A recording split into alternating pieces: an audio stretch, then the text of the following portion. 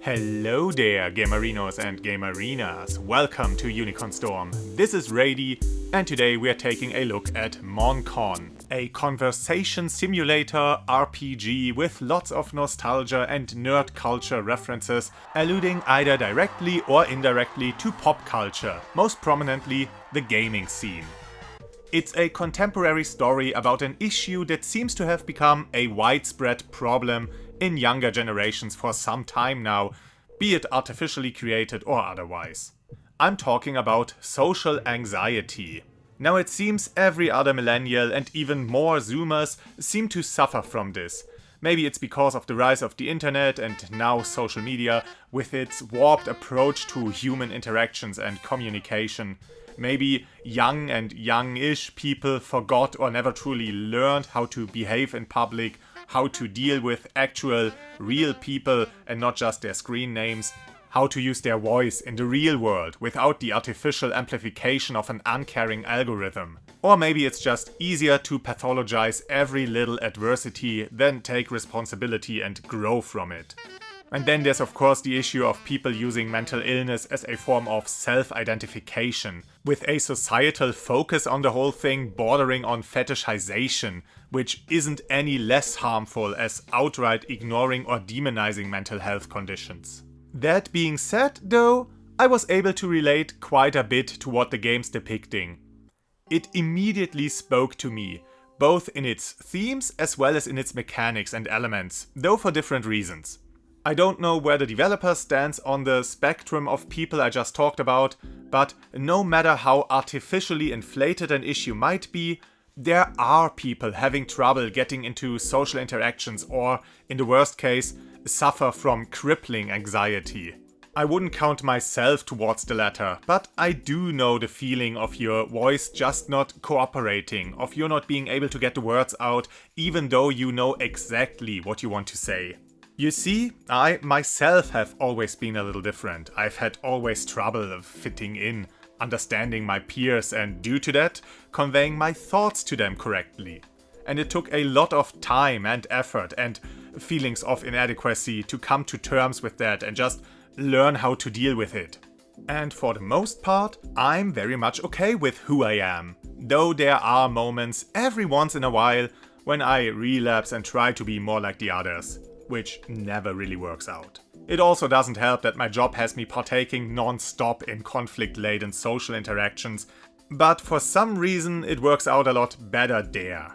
But why am I even talking about this? I'm not trying to garner sympathy or something. I'm not really suffering from any serious mental problems. My daily life isn't really negatively impacted by my social oddity.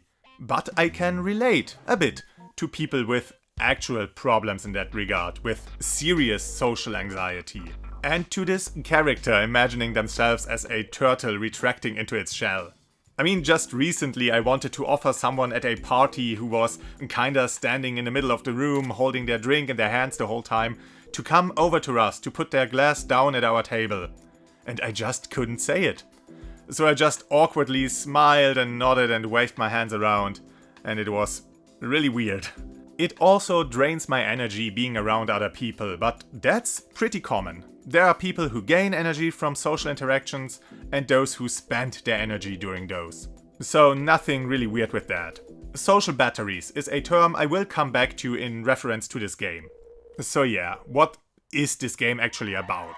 You're a kid, I guess, or a young adult maybe, attending a convention held by a popular and visionary video game developer.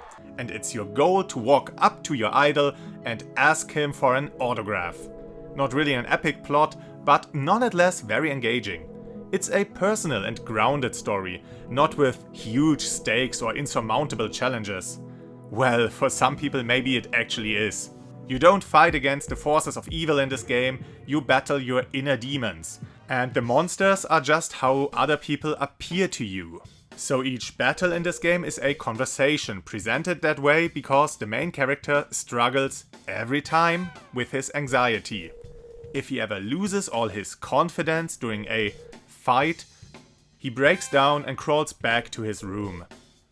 On the flip side, by surviving a conversation, not winning, surviving, He befriends the person talking to him and doesn't view them as a monster anymore. And that was my immediate thought and hope for the game when I started playing it. Only the main character has a discernible shape, while everyone else is just an unambiguous shadow. And when I first saw them and how the game depicts them at different monsters during battles, I thought how cool it would be if over time you turn each and every one of those shadows into regular, well, unique people and fill the bland and distanced world with color and diversity, reflecting the protagonist opening up to others and become more familiar with his peers. And that's exactly what happens. I guess the developer and I are on similar wavelengths on this. I get it from some of the unconventional ideas incorporated in this game, but also the artwork and the charmingly clumsy design. This could be something I would have tried my hand at. The game is still 1,000 times better than anything I have ever programmed, but still, you will encounter a lot of little oddities and glitches, sudden repositioning, the character being unable to turn just because he's standing next to a wall, negative HP values, which might be the reason why one of my party members suddenly multiplied at the start of the battle, a not quite as precise as it should be rhythm game mechanic, and yeah, I created my own imprecise rhythm game. And a recreatable crash whenever you try to talk to a food vendor, which offers the main source of healing in the game, resulting in a, to me, very familiar error message. Now, I'm not gonna defend the more invasive problems, especially not in a game sold on Steam for $25. My garbage games are free and deserve all the criticism they get. This here costs money, so there should be more polish, at least when it comes to the game-breaking stuff. But all the other things that are just a bit janky, well, in the case of this game, they just add to the charm. The focus in this game clearly was on the unique ideas and creative execution. And yeah, uniqueness and creativity is what you get from this game. So your goal is to get access to a celebrity game developer at this convention. But of course things aren't that easy. You're not the only one there, which already is a huge problem for the protagonist, and waiting in line the whole day is just out of the question. So you need a better plan, which just so involves getting close to other people, mingle with them, find friends who join and assist you, and this will lead to you in the end becoming a happier person. So now at the start of the game, everyone is a shadow person, no one has any discernible features, which makes sense. Your character isn't interested in the people around him. He tries his hardest to avoid others. He wants to quite literally hide in his shell. In his metaphorical shell. But this won't get him anywhere. Not in life and certainly not any closer to his goal of getting that autograph. And hey, a convention is full of like-minded people, the perfect place to find new friends. And that's what the protagonist is about to learn. So as soon as you are able to explore the convention grounds, you get into contact, and by that into battle, with all those shadow people. You don't know who those people are at first, well, most of them. Even the vendors are shadows, so if you want to buy something, even if you need to buy healing items, you have to battle those vendors first, so keep that in mind. But after having defeated the metaphorical monsters, and you get to know the people around you, you see them as who they truly are, and they get a unique character sprite. And they give you a few friendly words.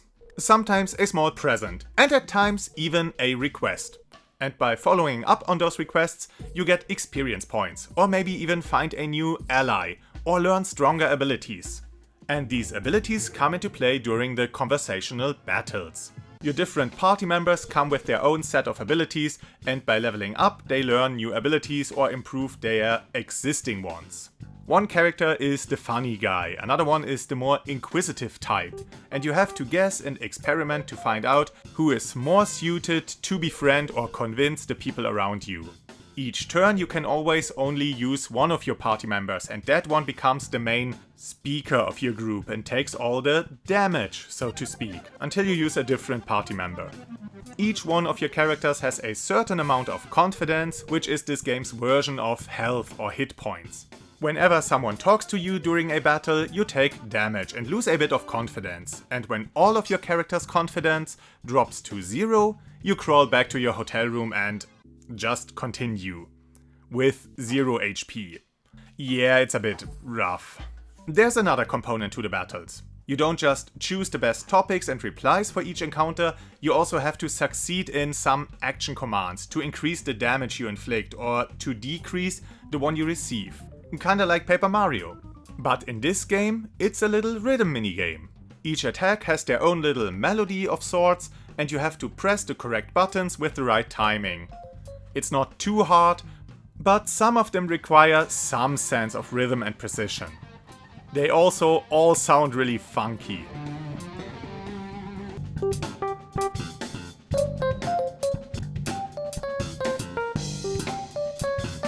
The battle music itself is more subdued, but most of your or the enemy's attacks have this jazzy sound, with some exceptions that venture straight into rock and roll.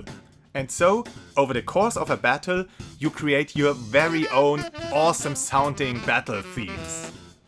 It's an amazing idea I'd like to see explored even further, maybe in a Battle of the Bands themed game.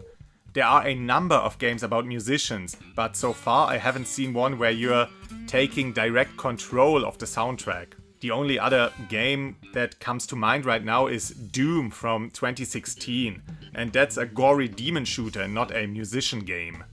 So by acquiring new skills, you also unlock more samples for the soundtrack. So leveling up is not just about mechanical complexity, but also creative expression, in a way. Yeah, I really like this feature. As I've stated earlier, the button commands could be more precise. They don't always seem to be exactly on beat, but it's nothing too serious and it also doesn't affect your damage numbers too much, so it's alright.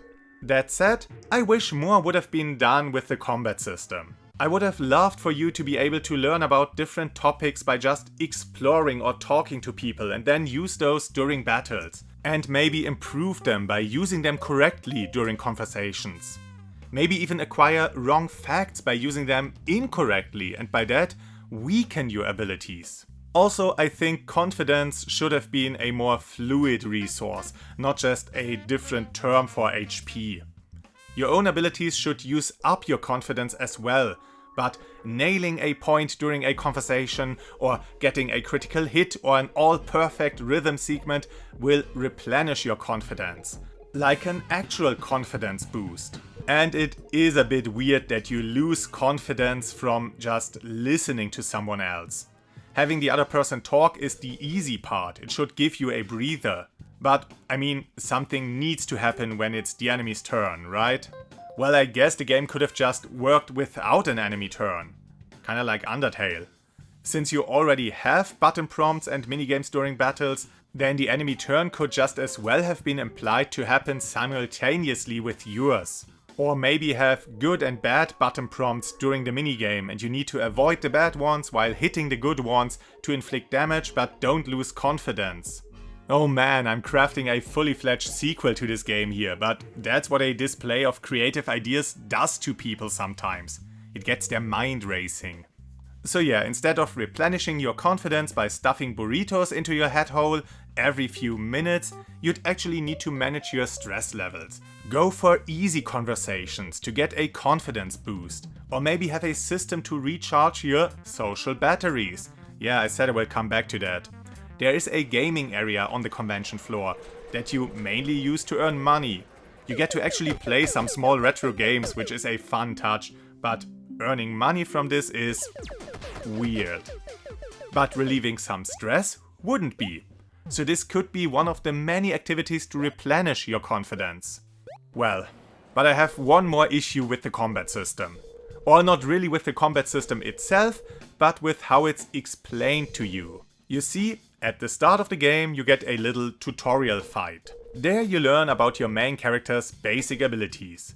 An introductory icebreaker you can only use once per fight, a bit of small talk to reliably get a bit of damage in, and a way to fish for topics the other person is interested in.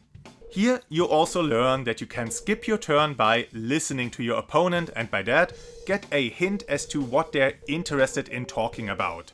It's only weird how the enemy will attack twice with that command, once during your listening and again during their turn, which is just unnecessary. It's like a double penalty. During the tutorial you learn that your conversational partner likes collecting stuff, so when you select fishing for topics again, you automatically talk about collectibles and get a huge damage boost. And this is a bit misleading and doesn't explain very well how the whole system works.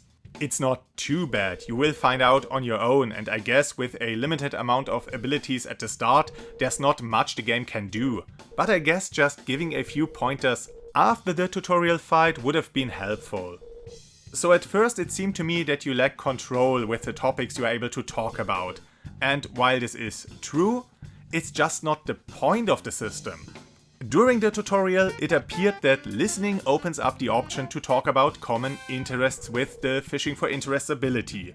But that's not the case. This is just another ability that's effective against certain enemies. I mean in certain conversations. The listening command is more like a scan ability.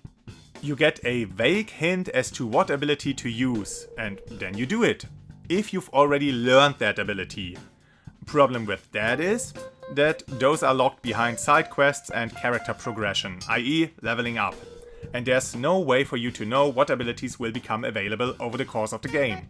So if during the listening part the other person talks about how they love to talk about a certain topic, you use your main character's fish for interests. If they say they need something to laugh about, you pick the funny guy and tell a joke, and so on. So it's a bit of a puzzle, which is pretty alright in my book. Again, I would have liked if you'd be able to discover more and more topics through exploration and conversations, but it's still a solid system the way it is right now.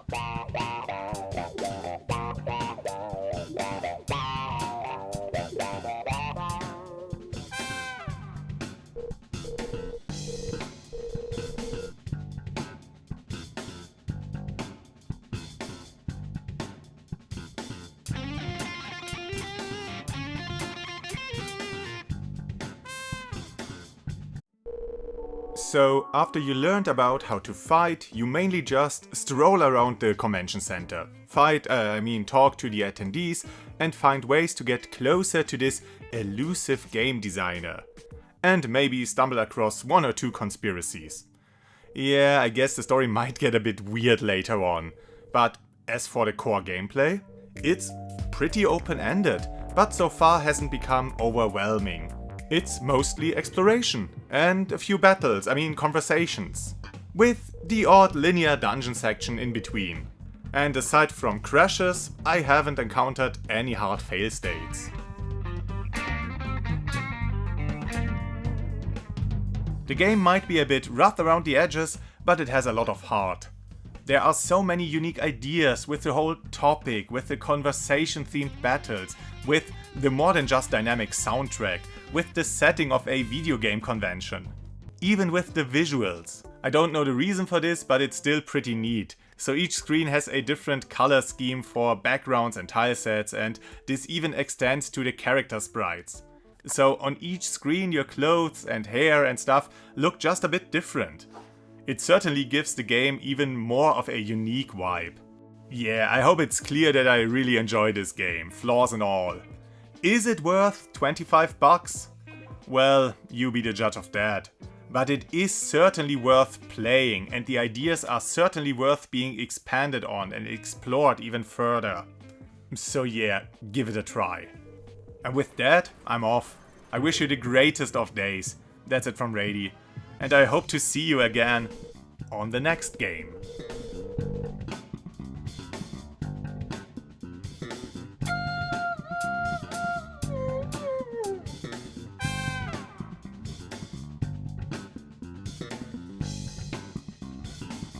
You